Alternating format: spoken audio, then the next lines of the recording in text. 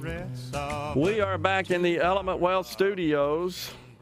It's middays on SuperTalk Mississippi. Joining us now, Quinn Jordan, Executive Director of the Mississippi Broadband Association. Quinn, thanks for coming in.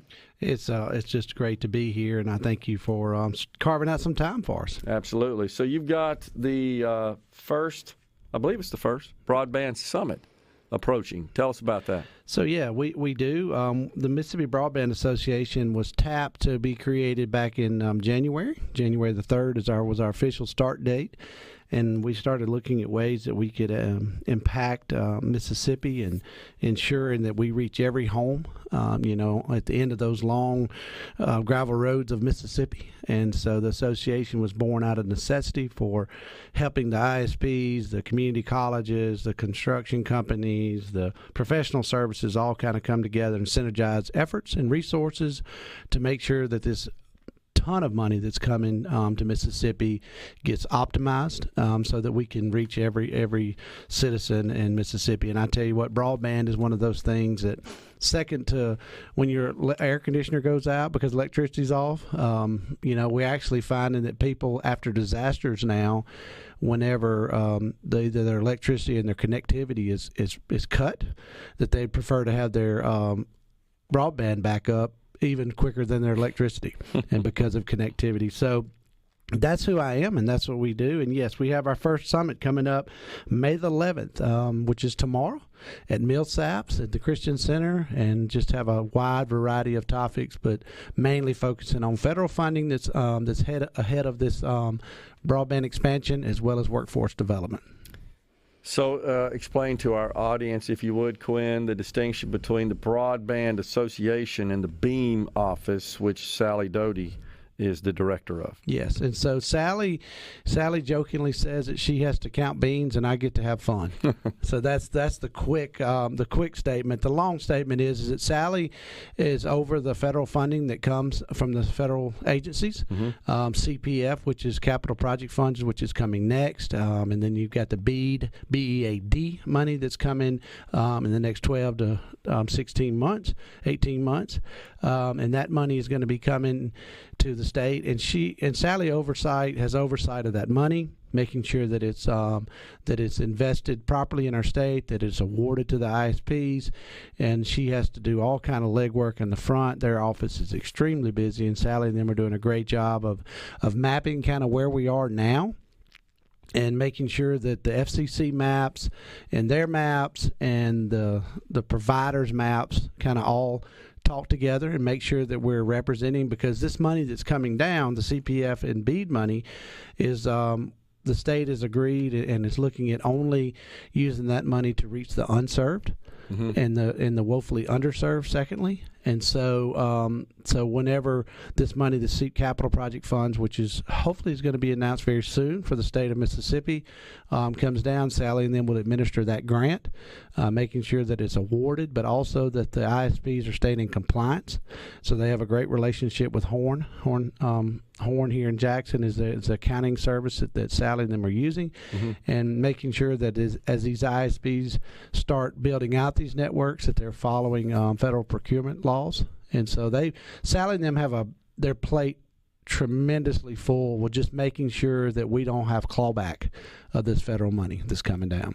Yeah. And then the association was built out of necessity to help the smaller ISPs that don't have the depth and the breadth of resources that the larger ISPs or the incumbents may have, so that, from marketing to grant writing, so just guidance in those areas, synergizing efforts such as educating the ISPs on what overlay products that the larger ISPs that could help them to develop partnerships with the ISPs and the larger ISPs so that when this build out comes, that we're making sure that we're not overbuilding, because that is something that we don't want to do. The state is estimated to get a once-in-a-lifetime opportunity of over $1 billion, or there about $1 billion in money to invest.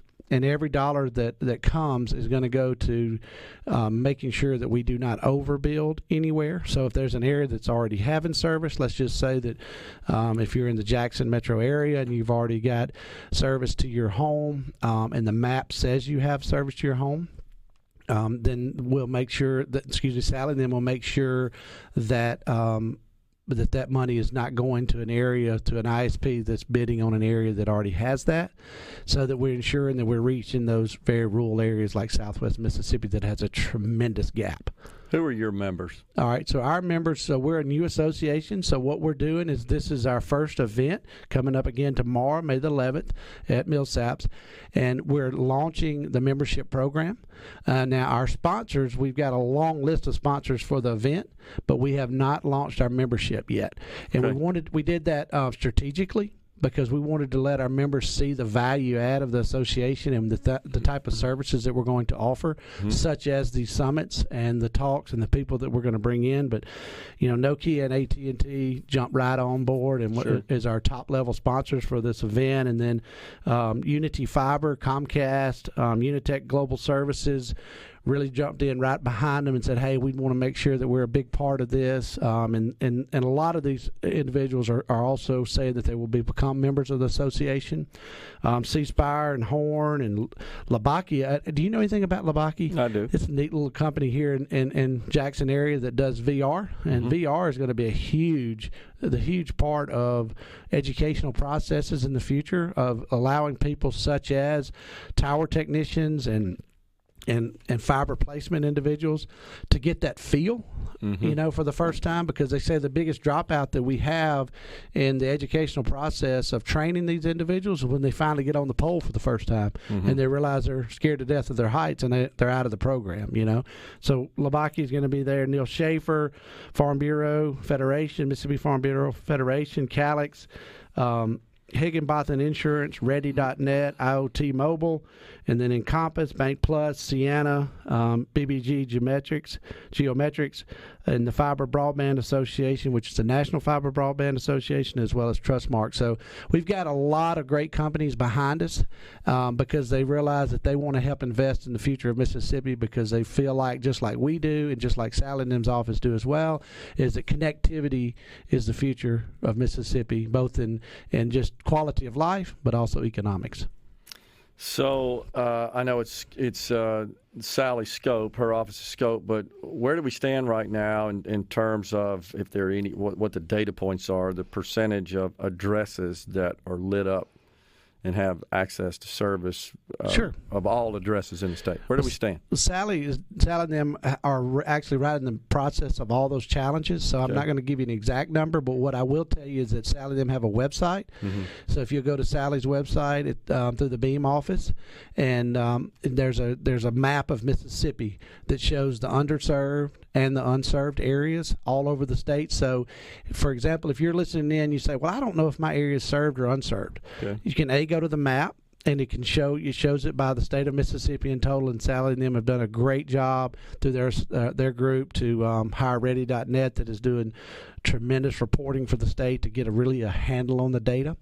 And but also you can go to the website, or our website, MSBA.info, and do a speed test at your home. That's through Sally's office, and what it does is it runs based upon the number of computers you have in your home, how many people, and it determines if you're served or underserved. And so that's part of this challenge process. So if you're listening in today, or even at your office, and you want to go in and find out, hey, do I have 100 by 20, which is the federal regulation of served area? Do I have that at my home, or do I have that at my office? You can go to their website and you can actually do the speed test yourself. So to give you an exact number, I would not do that, because they're still in the process, and numbers create friends and enemies. And so I just want to make sure that we're reporting it accurately, and then we want to make sure that we're representing that Sally and the Beam office owns that data. Yeah. And they're doing a great job. But the goal is to utilize this $1 billion of money that's coming our way, this grant. The Beam office then allocates that and approves grants. I assume then that those seeking that funding have to submit an application to the office. There's a fairly rigorous process. It's a very rigorous process. Matter of fact, it is very when I say rigorous, I'm going to say it's almost challenging process, but it's meant to be. Gotcha. It's meant to make sure it's that intentional. It's intentional to make sure that this just not an arbitrary someone out there that's just not really into it, that are just trying to fill out some data and trying to get a ISP network. They want to make sure it's some people that are really genuinely going to build out networks, and also making sure that we're investing that money again in those unserved areas across the state. Quinn, appreciate you joining us. Good report. Thanks. Good luck to you with the summit. Absolutely. We thank you for your time. You bet. Quinn Jordan, Executive Director of the Mississippi Broadband Association, has been our guest on Middays. We're taking a break. Right back in the Element